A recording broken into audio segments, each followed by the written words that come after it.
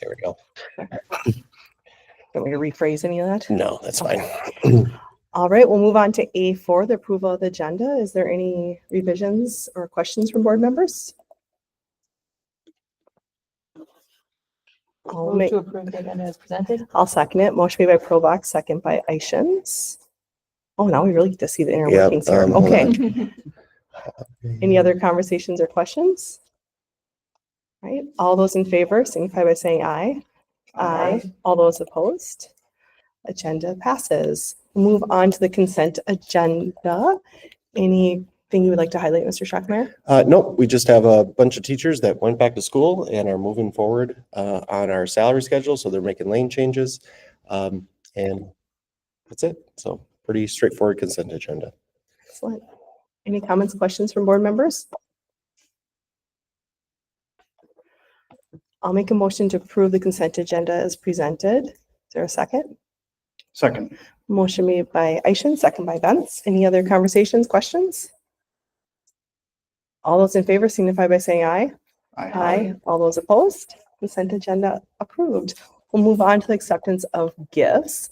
We have $1,250 from the Cologne Fire Department for digital cameras for visual arts, $1,600 from the Cologne Fire Department Relief Association for the purchase of books for vending machines, $500 from Minnesota Valley Electric for weekend backpack program, $6,275 from the Central Booster Club for football play clocks, $14,991.31 from the Central Booster Club for track hurdles, $3,819 from the Central Booster Club for track sweeper, $5,000 from American Legion Edward Bourne Post 343 for a medical cart, $500 from the Minnesota Valley Electric weekend backpack program, $500 from Plato American Legion for a medical cart, $973.91 from the Central Booster Club volleyball for equipment for volleyball, $2,000 from Laura Van Isle for scholarship, and $100 from the NYA West Carver Lions for the Fall Festival. Thank you to our very generous community on all those gifts. Wow. Any conversations, questions about the gifts? Move to approve. Motion made by Krails, second by Erickson. Any other conversations? All those in favor signify by saying aye. Aye. All those opposed? Or sorry, not the agenda. Acceptance of gifts is approved. Public forum.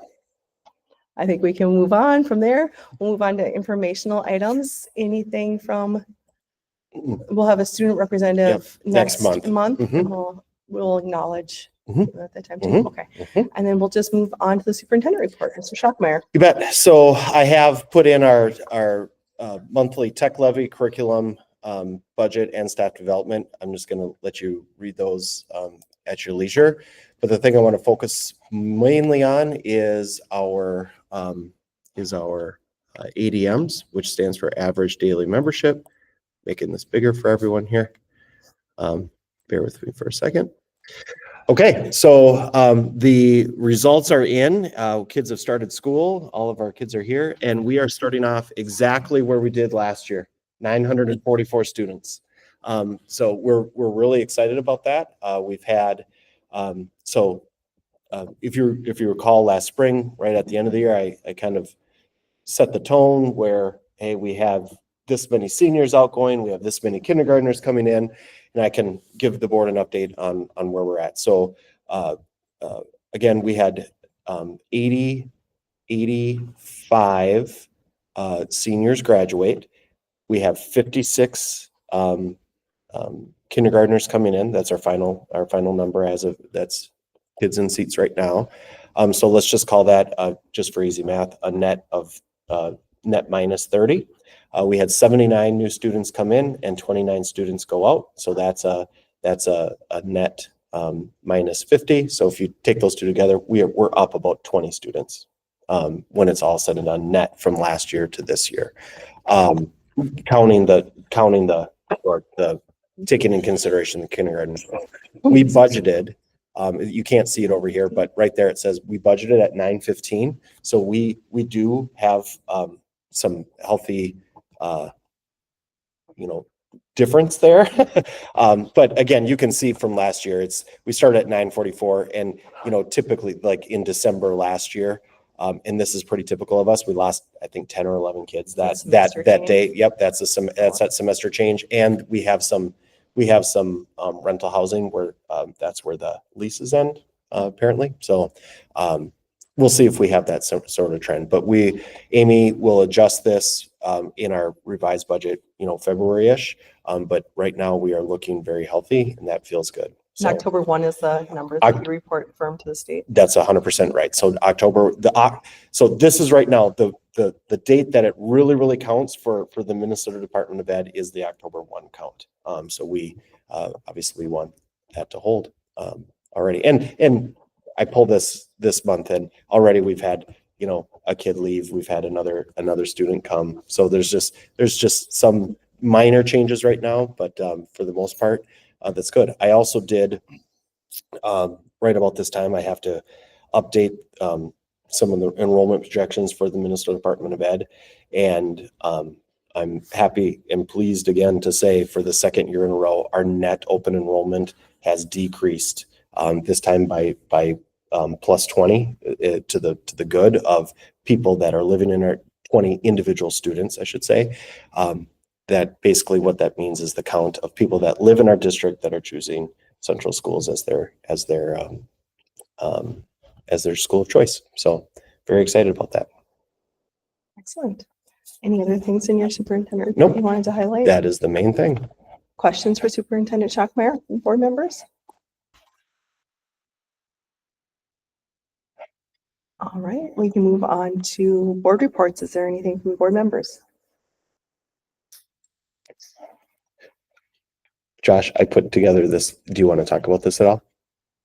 This is that Yeah, list. so, Yep. yeah, Mhm. facilities, so created a new committee, Troy and I and Kim and Cody walked around the property and just made notes of, as you can see, all the things here.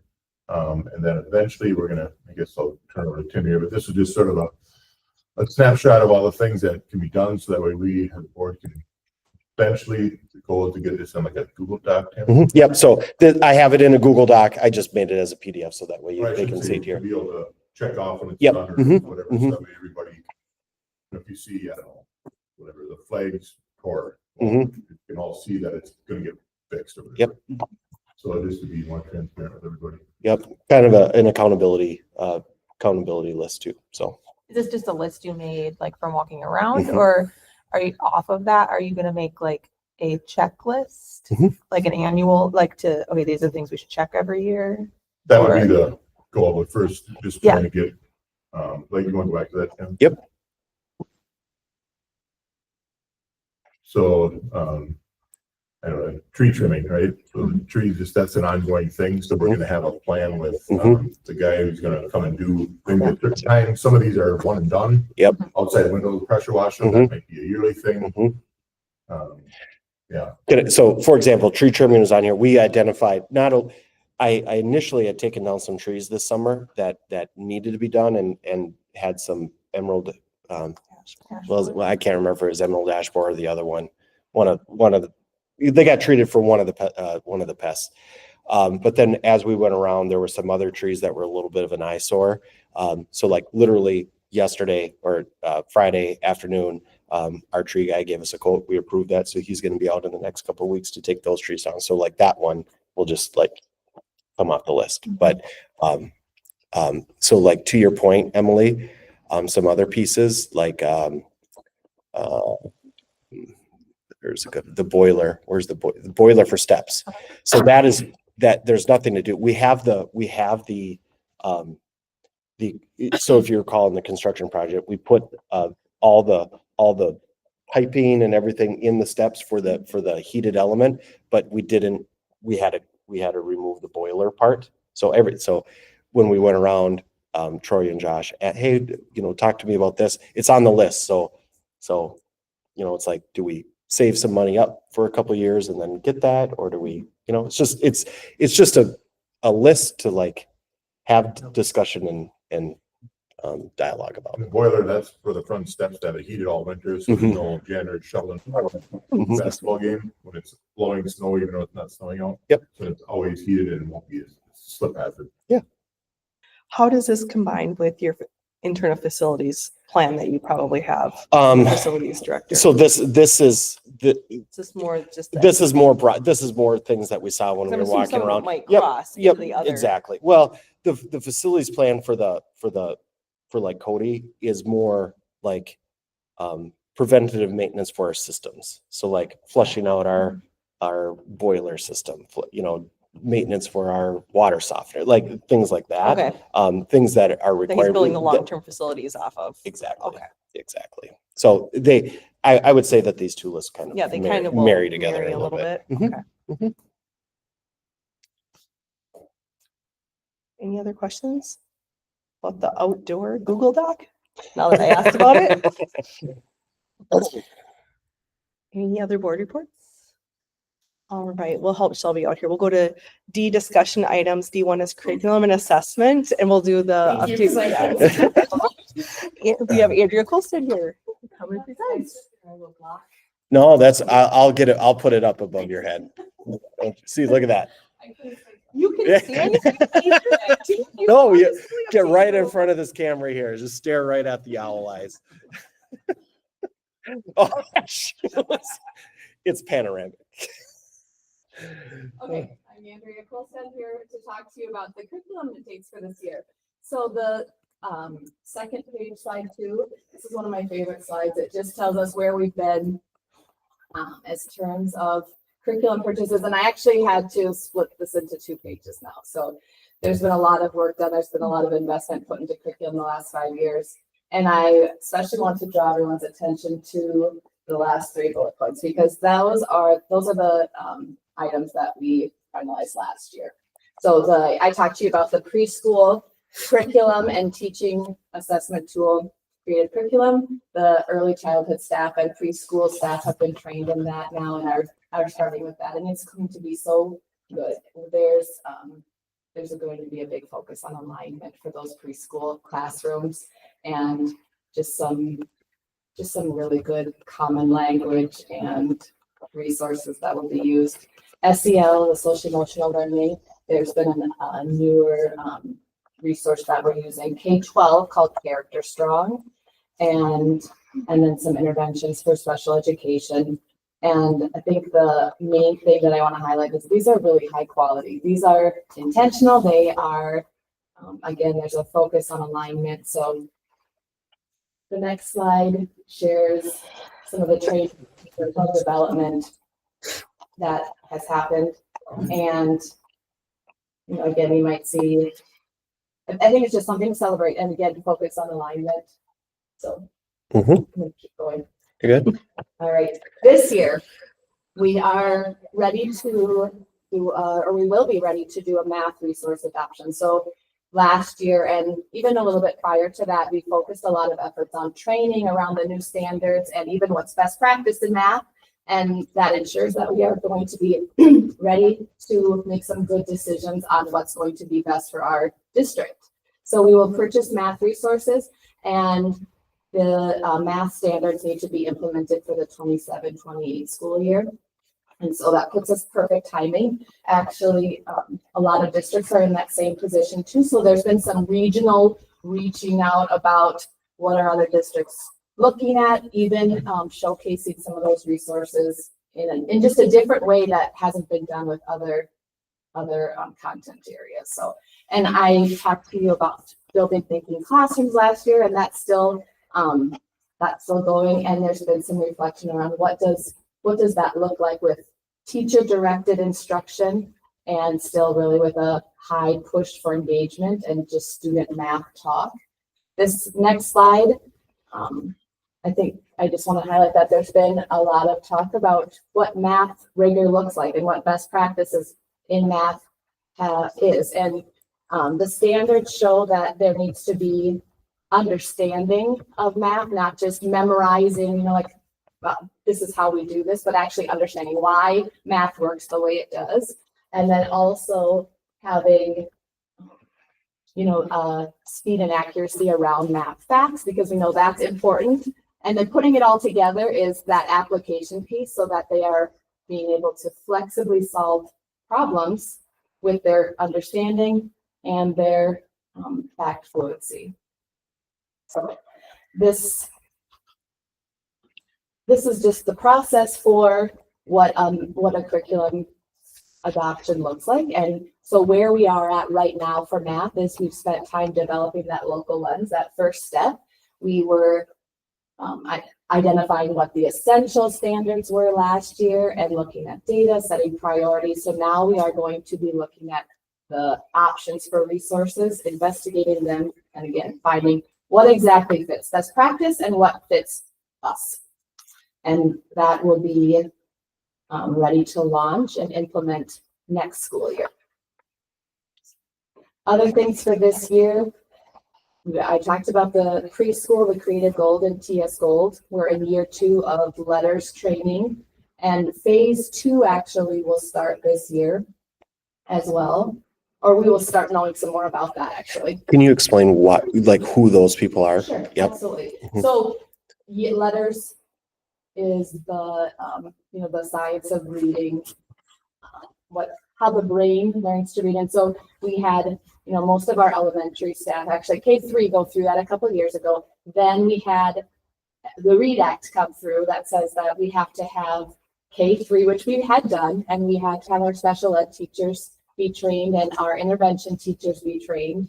And there was some opportunity for our EL teacher and 4th and 5th grade teachers. So they now are in the middle of letters training. Special ed teachers, even in high school, are finishing this year.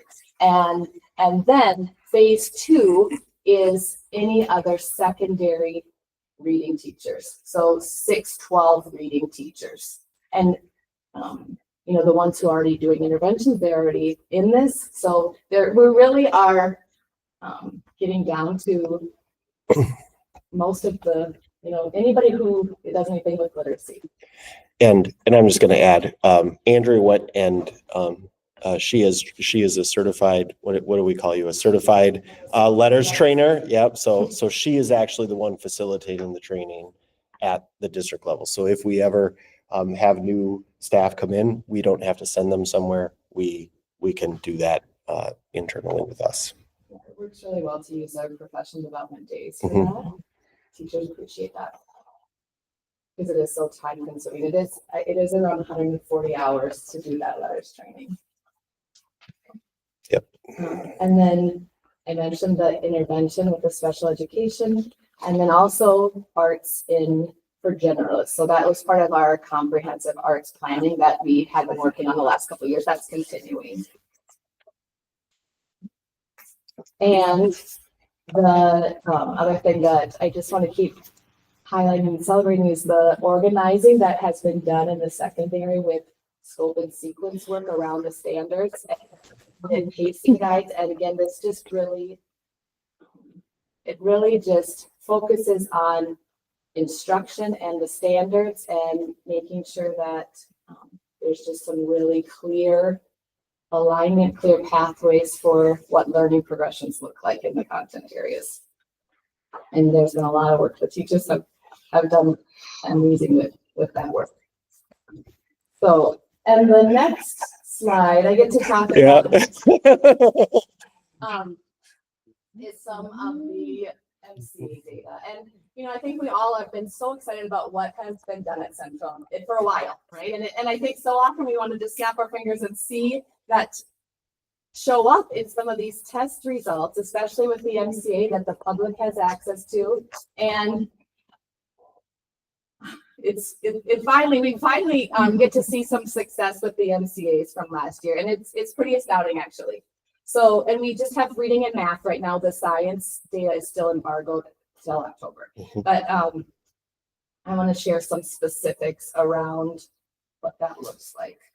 And like I said, there's been so much investment in curriculum and in training and all this work, Tim and the leadership has done. It's something to be excited about.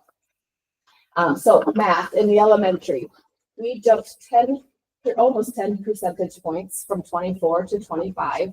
And this actually puts Central Elementary 23.2% percentage points higher than the state. What's really exciting is, so we want to see students meet or exceed is, the higher level of mastery. And we actually had 27.8 of those students exceed. And that's not an easy thing to do. In fourth grade, 38.6% of students exceeded. Historically, we've been around 20% overall for exceeds. So, I mean, even you can see that there's been growth from all levels. And that it's really small, but that little graph on the top left shows the state. And what's interesting as we started to look at the state and other districts even, a lot of places are really flat. The state is flat.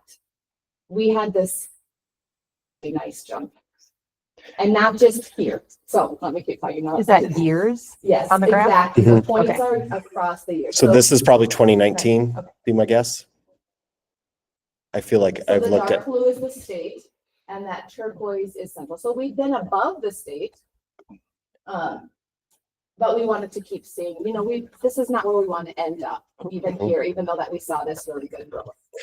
and I don't mean to just, I mean, most of you are familiar with the FastBridge assessment, which is one of the things that we were struggling with as a system is our FastBridge results were showing that 80-ish% of our students should be, I'm ballparking here, but let's just say 80% of our students should be able to meet or exceed. And we weren't getting those results. So I think we made a significant push last year to try and get those results. I just want to call out fourth grade again. For the first time in my career, and maybe Andrew has seen it, but we get end of the year results that indicate whether a student made low growth, typical growth, or exceptional growth. For the first time, a grade level has had 0 students in low growth. They were all in typical growth. Is it typical? Is that, is it, or normal growth? I can't. I think it's moderate and aggressive. A moderate and aggressive. There you go. We had a bunch of kids in aggressive growth. I should rename those typical. Yeah, maybe we don't. I guess we probably don't. Anyway, so but 0 kids in the low growth, and it just those 2 guys did just an awesome job last year. They really did. Sorry, continue. So for reading, we had a 13.6 percentage point gain. So moving from 49.5, which was right aligned with the state, to 63.1, and that's 13.5 percentage points higher than the state. And we had 19.3% who exceeded, and it is really difficult to exceed in math. And historically, that number's been around 10%. So we doubled the number of exceeds as well. So I'm not gonna, you're gonna see some things on Facebook that are gonna come out. Our communications person is gonna start putting some things out that don't name other districts, and I'm not gonna do that today. But I'm gonna show you. So in math let's just do math because that's the one that I have on my phone here in a different presentation that was a little bit more private, and people can go out and look at the data for themselves. We're at 68.4%, and these are just, let's just say districts that may touch us. 56%, 50%, 47%, 46%, 50%, 52%, 52%, 70%, and 74% Wow. are the highest. And again, I think when I look at the growth, that's what's so exciting because we know we've been doing these really good things. We've been implementing great things. And it is interesting to look, it's public, you know, to see what other districts are doing. And a lot of them did have a decline or stayed flat. So it's something to celebrate. For the next slide, for the middle school, we had growth as well in math. And you know, an upward, we're just moving on that upward trend. In reading, they had a nice jump in, a 9% jump in literacy in middle school. And then in Central High School, the math also rose. It rose from 38.9 to 45.6. Again, this is where we want to end up. However, we're at 10.6 percentage points above the state. And you can see that little chart in the top right. And then in reading, in high school, they only take MCAs in 2 different years. They take the reading test in 10th grade and they take the math test in 11th grade. That's the only time that they are testing in FCAs. Whereas in middle school, they take it every year. In elementary, they take it grades 3 through 5. Mhm. In reading, the reading proficiency jumped 11.8%. So that puts us up to 67.9%, which is 16.6 percentage points higher than the state average. And actually, I'm not going to name the other districts, but it really does put us at this very highly competitive position. I'm not going to name the other districts either, but I have the percentages on the tip of my fingers here. In high school reading, again, regionally, 45%, 34%, 51%, 51%, 47%, 58%, 59%, 67%, 51%. And I'm just going to call it the one school that we found that beat us was Minnetonka High School. And that's the only one that we found that beat us, or that not beat us, that had a proficiency rate higher than us. Sounds like a competition. It doesn't, it's not, yeah, that's what our kids like. They like competition. I like to compete. So anyway, yeah, we did well. Keep it going. So this next one, I mean, I think it says it all, the community investment have a huge difference in terms of student success. So thank you to the community. And looking at it universally, all 3 levels showed gains in math and reading proficiency last year. Every school. In reading, again, the score increases. We had 13.6 in the elementary, 8.7 in the middle, and 11.8% in the high school. And then in math, again, we had some great math improvement, double-digit growth in the elementary, and again, above the state averages in reading and math. So next month, the principals and special ed director Brown will be here to talk about how we will continue the momentum. Excellent. Thank you, Andrea. Any questions from board members? Excellent work. Good job. Yeah, it's fun to come back with those, isn't it? After all that hard work. It's I mean, Andrea has, Rewards. yeah, Andrea has given a lot of the credit to the staff because they're the ones in the trenches doing it. But I know you don't see it, but she is pushing so hard behind the scenes. She's pushing the principals. Just Well, no, a momentum's lot going in the right of this direction, work is happening because of Andrea. So The ball's rolling. Yeah. Excellent. all right. Thank you. Thank you. Yeah. We'll move on. Yeah, hold Oh, is on. there more you wanna say No, there? no, there isn't, but let Anything me. else from board members? Yeah. We'll move on to D2 wellness policy review. Okay, so Yeah. this is not a policy per se, like a board policy. But our, basically these are the people that are part of it. And we look at how can we improve wellness, if you will, in the school. So, I mean, in many of your workplaces, there's probably a wellness, like we try to have people walk and, eat healthy and things like that. It's just a little bit different in a school. So I'm just going very high level here. So things we look at are school meals and food service,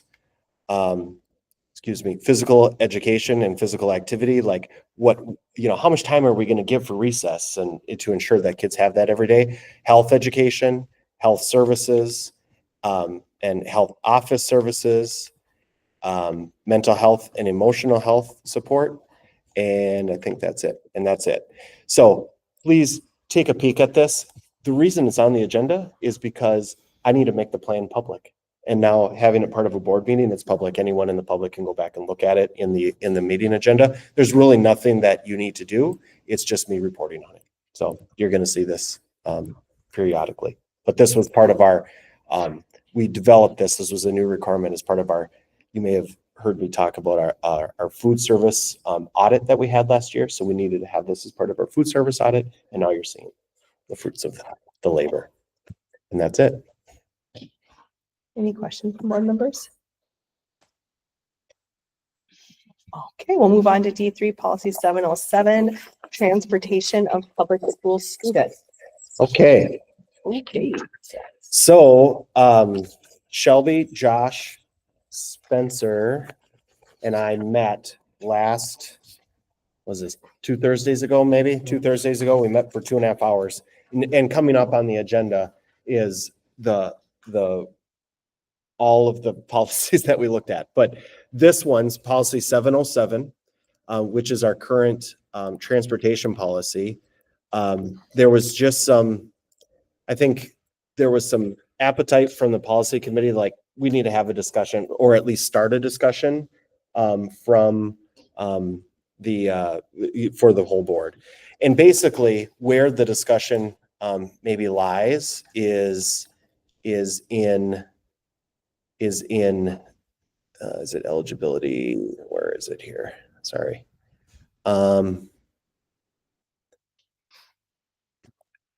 Is kind of in this restrictions area, and potentially fees we're not recommending going down that road. But right now our policy reads this is the updated one, but our current policy before tonight reads that we will not bus students 2 miles if you live within 2 miles of school. That's what the policy says. Our actual practice is we don't bus a mile from school if you live on the Young America side of town. If you live on the Norwood side of town, the south side of 212, we do bus you.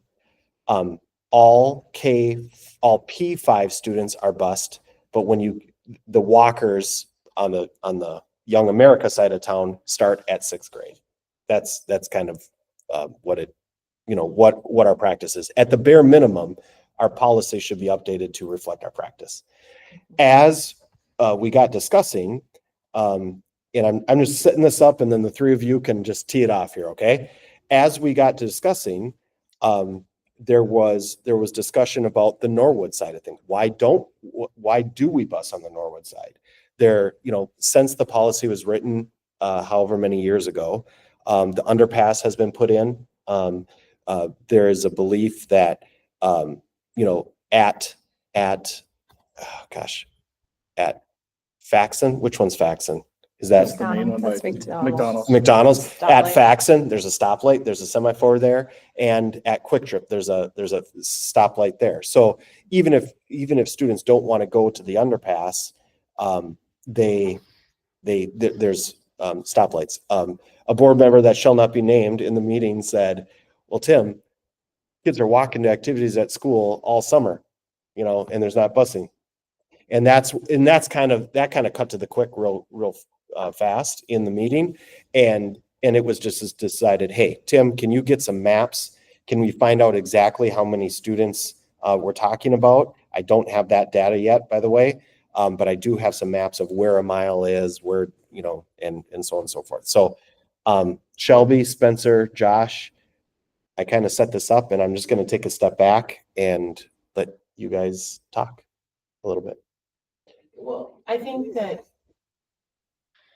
it would be a big change if we decided to, make all the same on both sides of the highway. And so I think that we really felt strongly that the 4 of us didn't want to make that decision without input from the whole team. And that was the big thing, was what is the practice that they're doing during the summer, and do they have a safer option than what they did originally when this was originally done? So if we're changing it, the conversation was maybe we want to take a look at it and see where we're at. Did I sum that up okay? So are you saying like to change it as far as if you live within a mile on either side?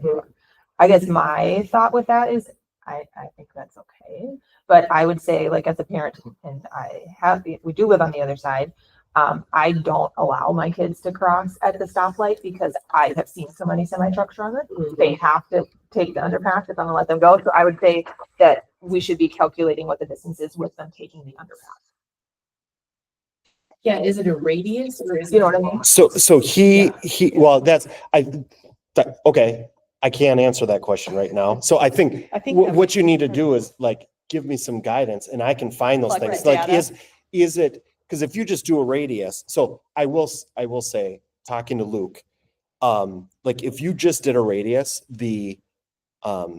what's the front part of the preserve?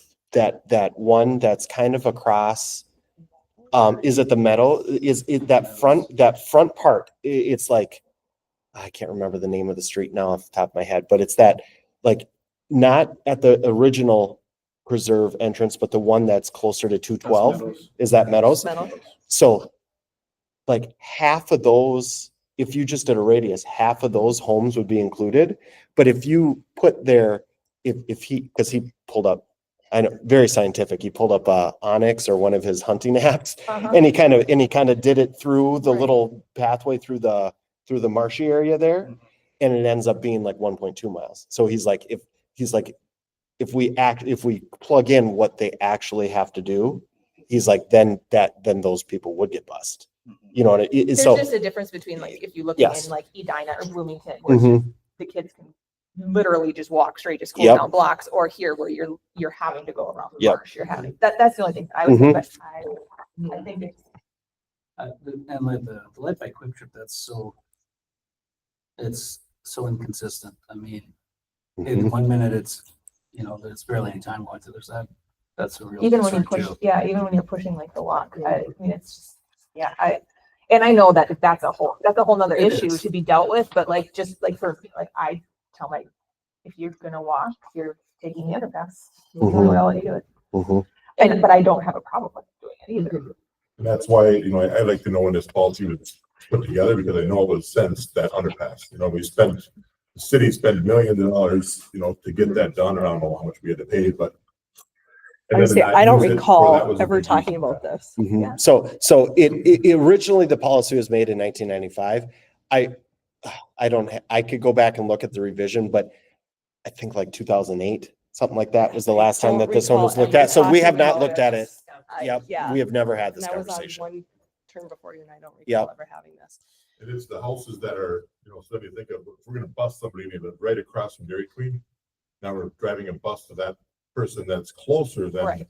how many people that live, 3 blocks up the hill, they got farther walk than, they can take the underpass and they're at school still on time, in a quicker fashion. But yeah, it's something that I think we have the underpass, we can never control kids. If anybody drives it through that in the morning after a fresh snow, you're gonna see tracks, just the way kids are.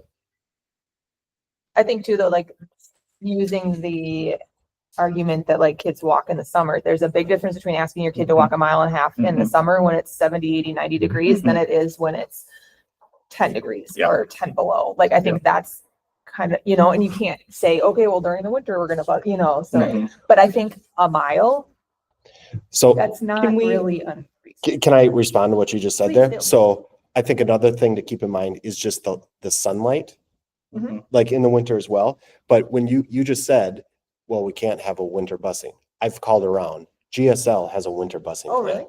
I don't know how they do it. I mean, but they, Remember, yep, something like that. They have a winter busing plan.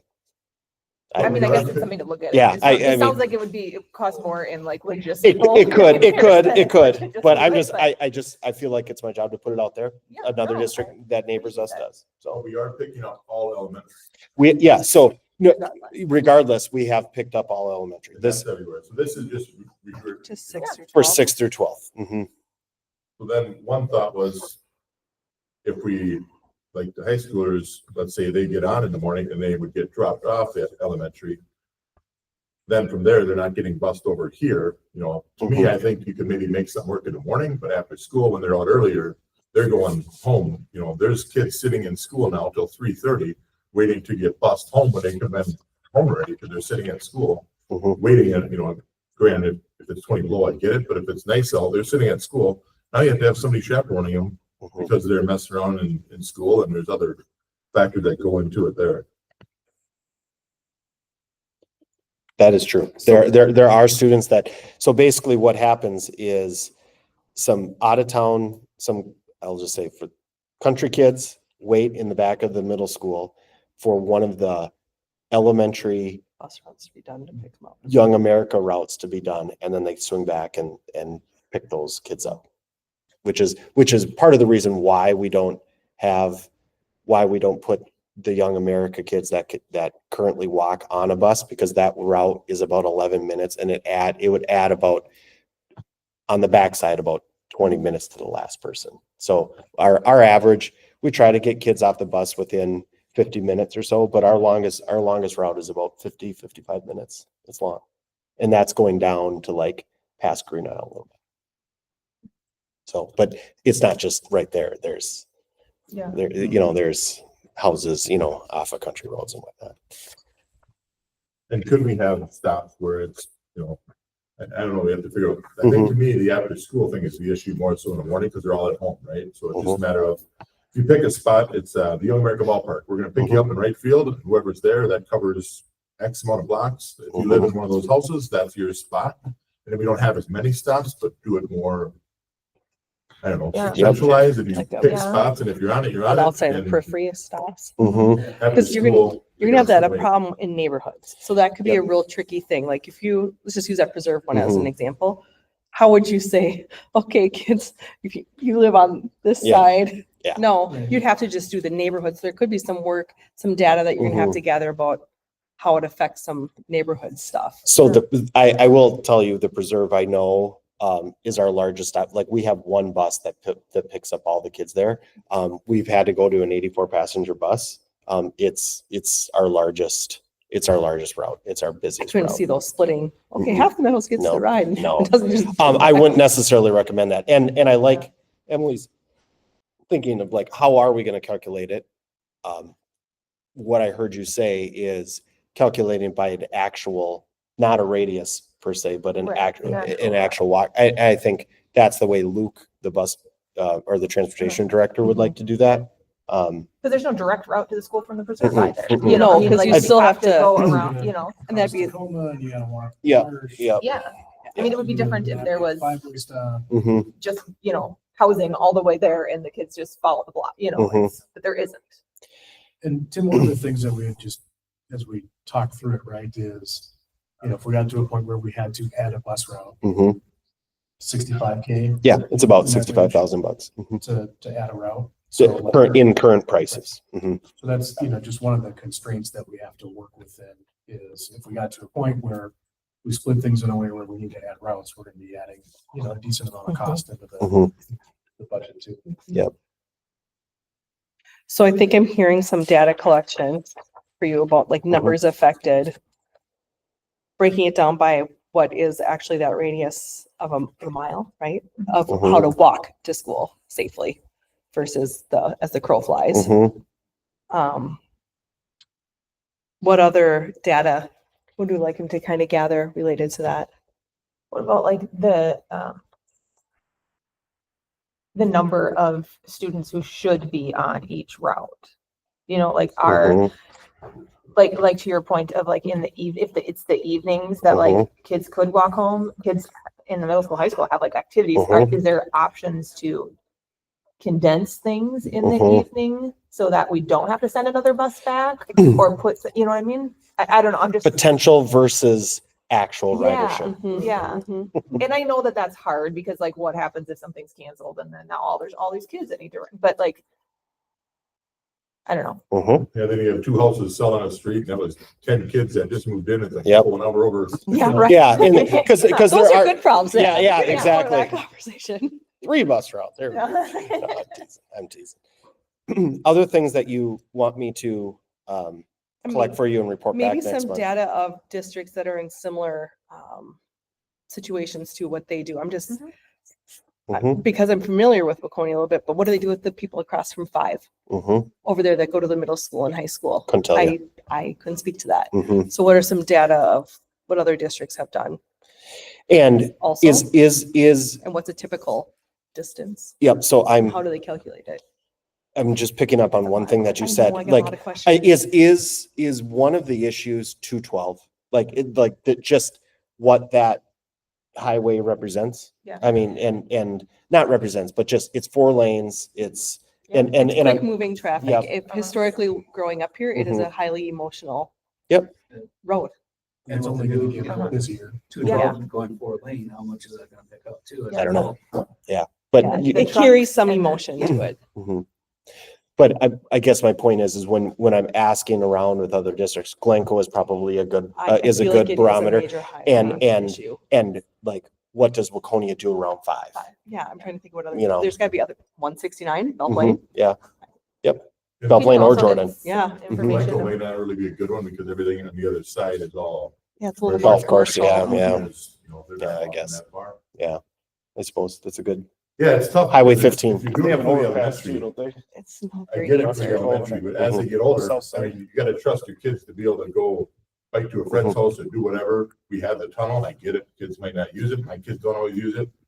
But at what age, and it's, you know, where we can change this to accommodate those that are not getting picked up when they're on the Young America side that are 3/4 mile away. And I think that though the problem is that I don't, it's not that I don't trust my kids, I don't trust the drivers on 212. Correct, but no, And I'm my saying kids for the can't get out of the pass, way. for the underpass, if we gotta trust Okay. our kids to use the safest route, like in Glencoe, Okay. they have a walk path. It's not for Okay. vehicles, the only thing they can do is walk across it.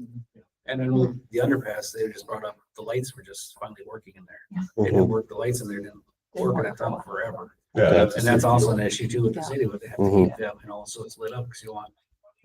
especially in January. This day and age, Right. you know, we should be in there at, 6 o'clock when it Agreed. gets around 6:30. Can you get some more information about that Glencoe winter busing Mhm. and the logistics of that? Mhm.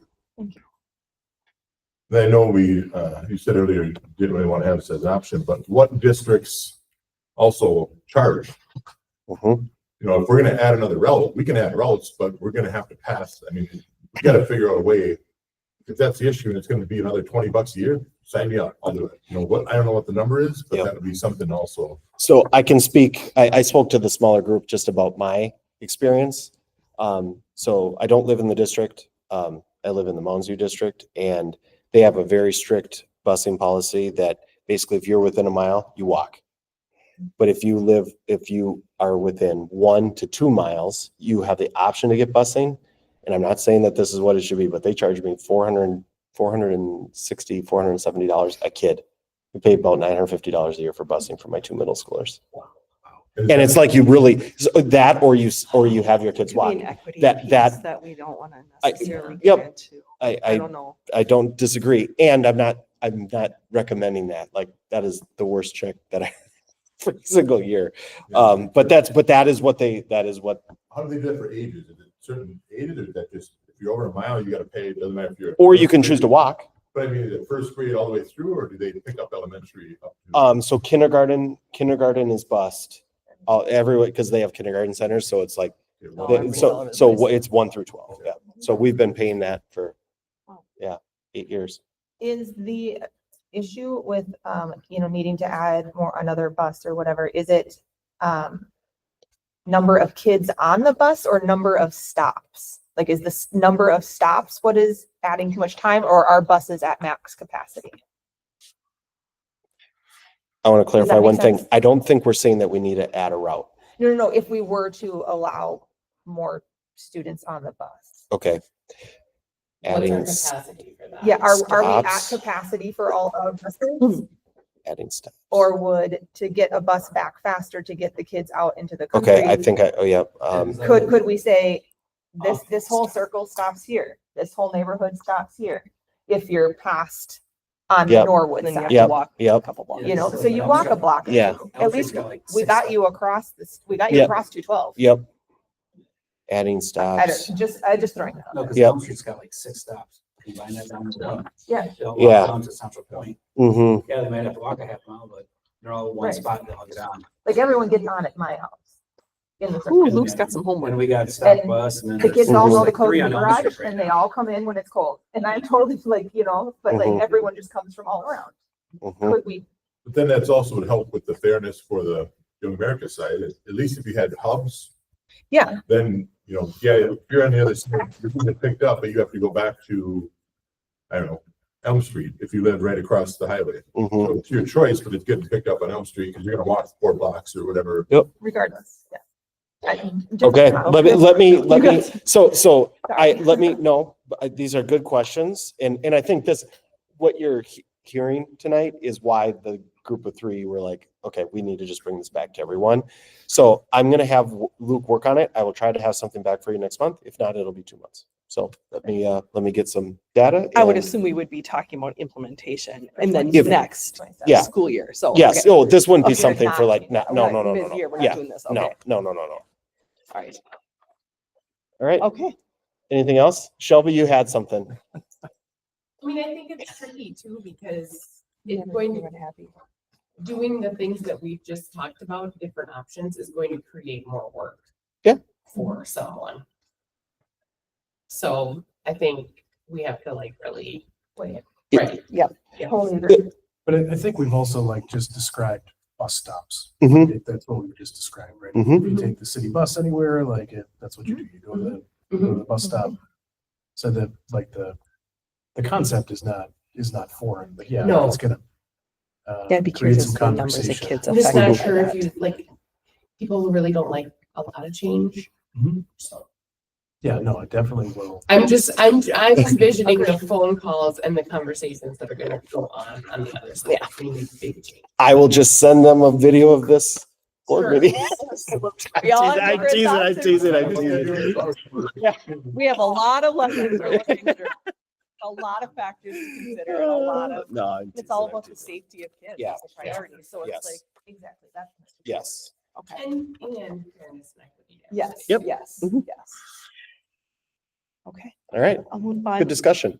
to the operational items. E1, consideration of the CEA 25-27 contract. All right, Any- Emily, Troy, Spencer, you want to say anything? No, we recommend that we approve this contract. The teachers have. It was a really great negotiation. Just such a different atmosphere this year, Mhm. and we really appreciate the teachers and that were part of the negotiations. Yep. We think it's a very fair Mhm. contract. And I think one level of evidence is the vote, and the CEA president won't ever tell me what the exact vote is, which is fine. But it was an overwhelming majority of our teachers voted in favor of this contract, which is, we think it's fair. They think it's fair. Our It fell parameters within our and- parameters. Yeah, felt good. I think we came away with a couple of like good things to collaborate on that Mhm. were complex issues that would have been hard to nail out as part of this contract Mhm. negotiation that we're going to work together on moving forward to Mhm. find something that works for the district and the teachers. Yeah, I think, yeah, the workshops down the road Mhm. was a big thing. So on that, one thing that Spencer and Troy are referring to is just some retirement benefits that came up. We actually have our first meet and confer on Thursday. So the agenda item that I put out to them is like, what are our goals around this retirement thing? So that, and who are going to be the members of the team. So that's where we're starting, and that's going to start on Thursday. So we'll see where we go from that. But All right, any other questions? I'll make a motion to approve. Motion made by Probox. Is there a second? Second by Krieger. All right, Troy. Okay. Any other conversations, questions? yep. So Yep. you have to abstain and you have to abstain. Just gonna say that. So, hold Okay, on, well, let me let's do do that this now. here for a second. There we go. All right. Any other conversations? All those in favor signify by saying aye. Aye. Motion passes with 2 abstentions. Move on to second reading of policies. These are all for approval, correct? We do not have to go one by one. No, through these, do we? you can see them on here. Okay. So no joke though, like, our policy, we met for 2.5 hours. Here they all are. And these are all just kind of basic The- red line Yes, statutory. so the number things, changes you and- got it. And so things that, if there was, something that was controversial, we discussed in depth, maybe a dozen of them. Otherwise, the other ones were kind of updating things with legislation. So, Comments or questions, anything from the policy committee about that? Hearing none, I'll make a motion to approve the policies as presented. Second. Motion made by Aishan, second by Kelly. Any other conversations? All right, all those in favor signify by saying aye. Aye. All those opposed, policies are approved. Bear with me. Look at them all. Let's keep Okay, going. capital, okay. Go ahead, sorry. E3 is the capital fund transfer. Yep. So, Permanent fund transfer. so we've got 3 fund transfers and I'll just kind of talk about them. So it looks like this, it is a resolution, Chair Okay. Ishins. But for this one, it shows a capital transfer of $70,000. There's another one out of LTFM that's a transfer. Those 2 things is our debt service for our, for a bond that we did. So part of how we were paying for the bond is we took some money out of capital, we took some money at LTFM, we got a chunk of money 2 years ago upfront, and these are, I want to say one is an 8-year term and one is a 6-year term. So these are just, this is something that you're going to see. Well, our auditor this year wants us to do it this way. So this year we're doing it this way. So it is a $70,000 fund transfer, permanent fund transfer. And as I zoom in here, it's from the capital to debt service. So it has to be a roll call. All right. Yep. I'll make a motion to approve the capital fund permanent fund transfer as presented. Second. Motion by Aishan, second by Probox. It is a resolution, but before we move to that, is there any other conversations? All right. We'll start with Crayles. Aye. Kelly.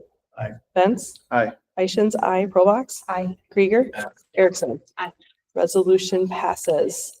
Moving on to E4 consideration. Oh, Sorry, made. Bear with me. just consider that everybody for a second, okay? Save action. Okay, The board levy. oh, I did. I have to do it because it's in this order. I ordered those poorly. Okay, because Okay. there's Oh, we're 3, just there was, hopping. yeah, there's Gotcha. 3, there's 3. I must have added those differently. So, Forgiven.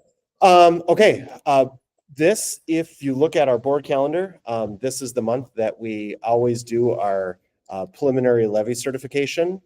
And I'm gonna come to the end first here. The recommendation always every year is that we levy the max, because this is the only time we can levy the max. We do this all again in December when we have our truth and taxation meeting. This amount basically sets what goes out on the tax forms. So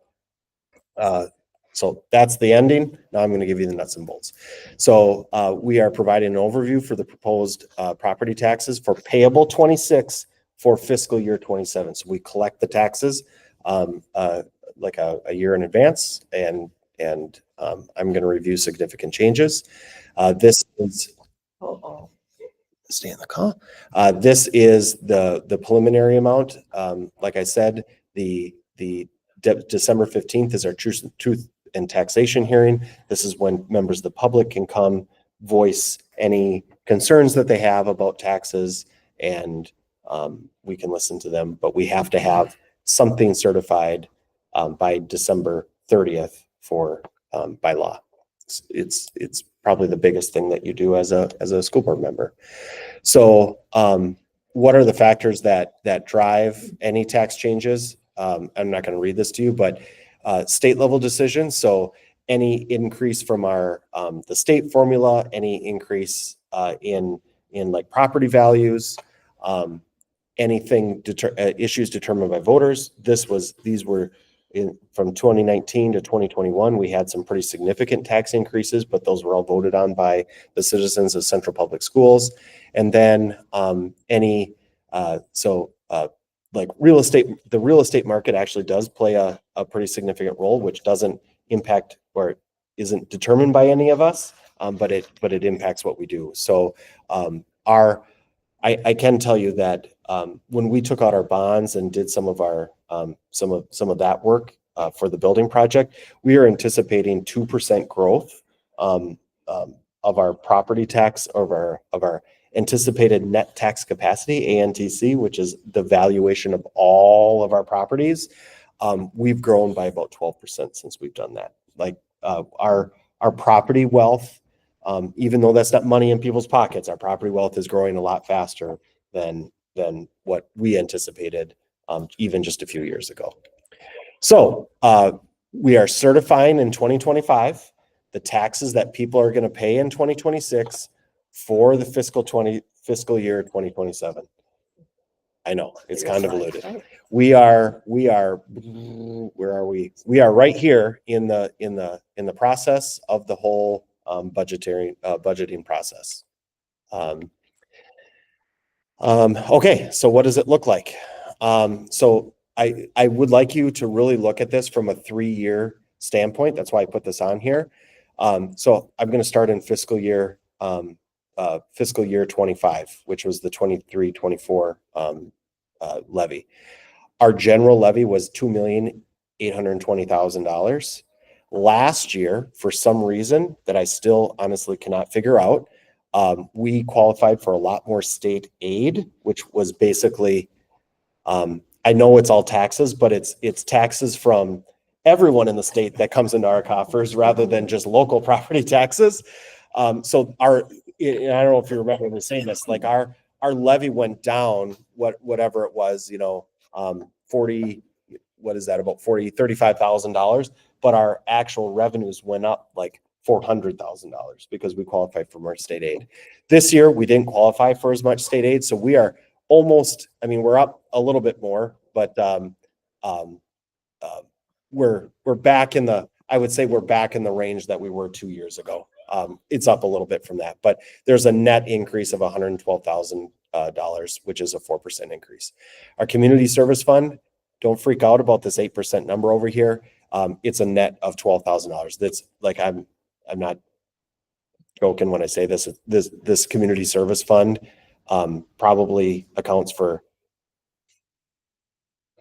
9 cents of taxes per household per month. But this is, we have a specific levy for childcare that we qualified for again. So we're going to levy for that. So basically the increase is due to a levy for children with disabilities that access Kids Co after school. We have some monies that we can hire special aides and things like that for them, so they can access that. Debt service, this is our debt on all of our bonds, and that is going up about 4%. So net total, it's about a 4.15%, and we still can tinker with this between now and December, but this is kind of what it's looking like as of right now. Next steps, like I said at the beginning, administration recommends that we adopt the maximum proposed levy. We can act on the final levy in December of this coming year, and we will have the taxpayer opportunity to talk to us about it. But that is our recommendation. So Tim, that would be 4.15%. Correct. This number right here, but this breaks out where that's coming, where each of those are coming from, and the biggest. So this debt service, there's an amortization schedule. We really don't have an option with that one. Not that I would recommend that we have an option. This is the one where we could levy for less on some of this, but I'm not recommending that because there is a lot of uncertainty with the legislature coming up, particularly the second half of this biennium. And we've talked about improving the health of our general fund. And I am anticipating that you are going to see, we are just about done with the audit. We are going to see a little bit of a healthier fund balance this year. So that's just kind of a sneak peek into November. Not done yet though. Okay. Any other questions? Okay. Well, then I Move to approve the maximum. Yep. the maximum levy amount. Motion made by Erickson. I can second that. Or Crails kid, I feel like I've been talking a lot. Let Crails do one. I'll second. Let him do it. I saw him wave and nod. Any other conversations or questions? All right. All those in favor signify by saying aye. Aye. All those opposed? Preliminary levy set. Thank you. Looking at E5, food service permanent fund transfer. This is Okay. the other. Yep, so there's two more. So resolution. this one is not part of our debt service. But as we did so you remember last year, had our food service audit. They are saying basically one thing that we paid for out of, like, there was one piece of equipment that we paid for out of food service that they say we can't pay for out of food service, whatever. So now we have to pay back our general fund, to the food service thing. So this is a resolution, whereas the Department of Ed determined a permanent fund transfer was needed. So to make it right. So, we are requesting this permanent fund transfer. Hold on, let me get this one. This was, again, not the audit. This is through, so MDE came in and they looked at all of our books. I have all of our food service things. There was a milk chiller that we purchased out of food service funds that they said, nope, that one won't. I know that was our take as well. So there was a milk chiller, like a double-sided milk chiller that we bought new, that they said, nope, that one will not qualify out of food service funds. You need to pay for that out of general funds. So now we have to pay back. That chiller was $16,000. So now we have to pay it back. And that will make us right with MDE. I know. Questions? Move to approve food service permanent fund transfer. Motion made by Probox. Is there a second? Second. By Ben. All right. Any other conversations? All right, it is a resolution. So I will start with Erickson. Aye. Krieger. Aye. Probox. Aye. Ishins, aye. Benz. Aye. Kelly. Aye. Crails. Aye. Resolution passes. Oops.